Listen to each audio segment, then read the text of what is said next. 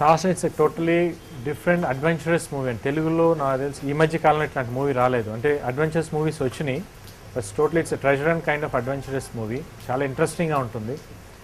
అంటే ఒక normal hero character ఏంటంటే ఒక నార్మల్ సెక్యూరిటీ గార్డ్ పర్సన్లో లైఫ్ ఎట్టో టర్న్ తీసుకుంది.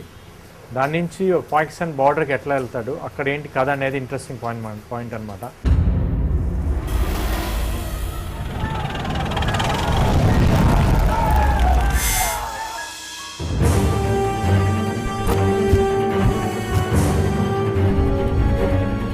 అమ్మా, నీ పేరేంటో నాకు తెలియదు, కానీ మా తాతల కాలం నుంచి నిన్నే మైలవేలుపుగా కొలుస్తాను. పాకిస్తాన్ లో ఉన్న అతి శక్తివంతమైన పీఠం హింగ్లాజ్ దేవి. ఆ ట్రెజర్ అనేది ఎలిమెంట్స్ చాలా అంటే బ్లాక్స్ చాలా బాగుంటాయి, ఎందుకంటే చిన్నపిల్లల దగ్గర నుంచి పెద్దవాళ్ళ దాకా అందరూ చూడొచ్చు. It is very interesting and very thrilling movie. తప్పకుండా సినిమా చూసిన వాళ్ళకి కొత్త అనుభూతి కలుగుతుంది. అయినా వద్దంటానికి మీరెవరు, రానంటానికి నేనెవరు, అంతా దైవ నిర్ణయం.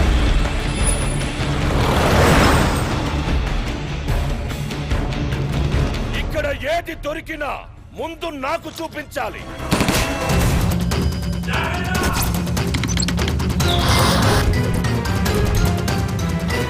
మాకు లాక్కోవటమే కానీ ఇవ్వటం తెలీదు. నాది కానిదేది నాకొద్దు.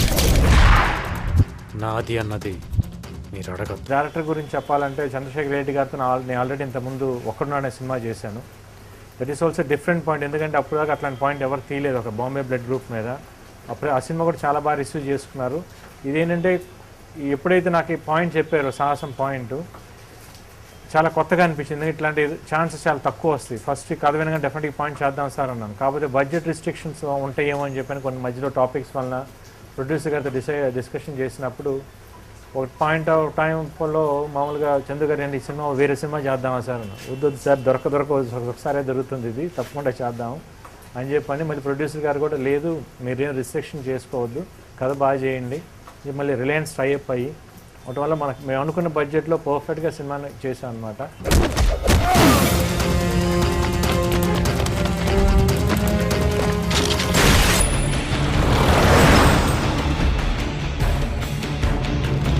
ఇక్కడ ఏది దొరికినా ముందు నాకు చూపించాలి.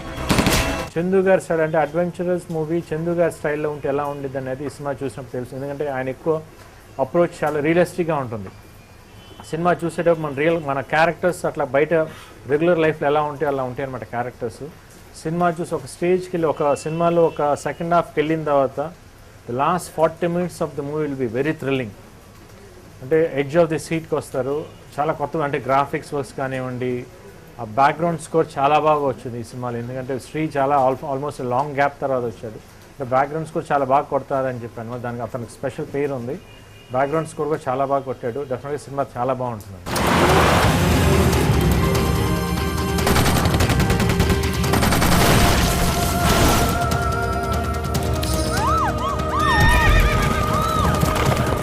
చందమామ కథ నమ్మి మా ప్రాణాలు పనంగా పెడతావా?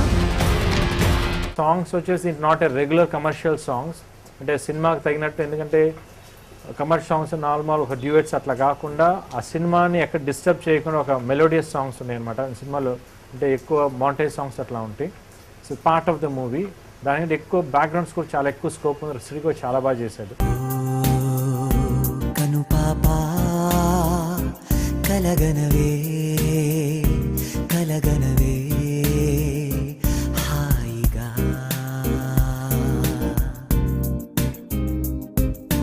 నీ కలలన్నీ నిజమౌనే నిజమౌనే మెల్లగా. ఇంకా తాప్సీ గురించి చెప్పాలంటే ఆల్రెడీ ఇంతకుముందు మొగుడులో చేశాను, బట్ జస్ట్ డిఫరెంట్ రోల్. దీంట్లో ఆ అమ్మాయి గ్లామరస్ రోల్, ఒక రెగ్యులర్ హీరోయిన్ రోల్ అట్లా ఉండదు. ఆ సినిమాకి ఆ క్యారెక్టర్ ఎంత ఇంపార్టెంటో, ఒక హీరోని టువర్డ్స్ టర్నింగ్ పాయింట్ అవుతున్నాం అంటే ఎట్లా డ్రైవ్ వెళ్తుంది అనేది it's very interesting. Not a regular commercial heroine character. సినిమాలో one of the important part అనమాట. తను కూడా చాలా బాగా చేశాను. నేనుగా లేనుగా ఏమిటో నువ్వుగా తోచలేదుగా ఏమిటో ఎలా మారానిలా ఎలా మారవలా కలేవి కాదుగా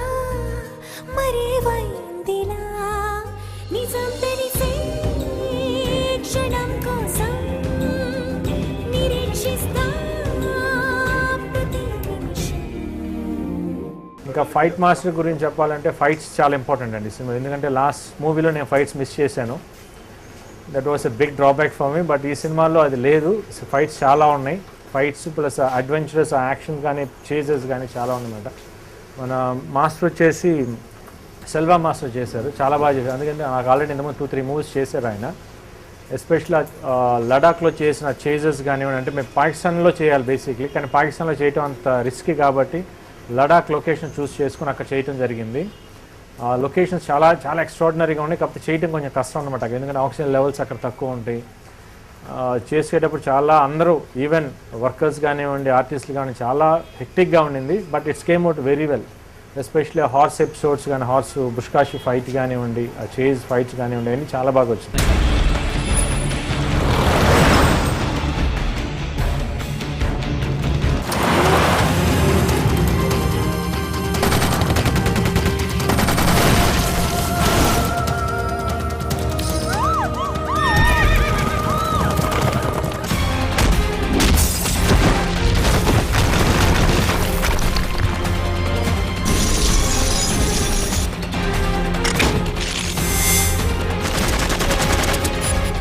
డెఫినెట్గా తెలుగు ఆడియన్స్కి ఈ సినిమా ఒక కొత్త అనుభూతి కలుగుతుందని నేను గ్యారంటీగా చెప్పగలను. ఎందుకంటే నేను ఫ్రమ్ ది పాస్ట్ 15 yearsలో ఈ కైండ్ ఆఫ్ ప్రెజెంటేషన్ వచ్చే అడ్వెంచరస్ మూవీ నేను చూడలేదు.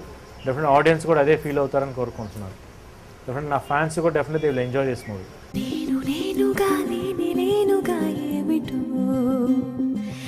నువ్వుగా తోచలేదుగా ఎందుకు ఎలా మారానిలా ఎలా మారావలా కలేవి కాదుగా మరేవై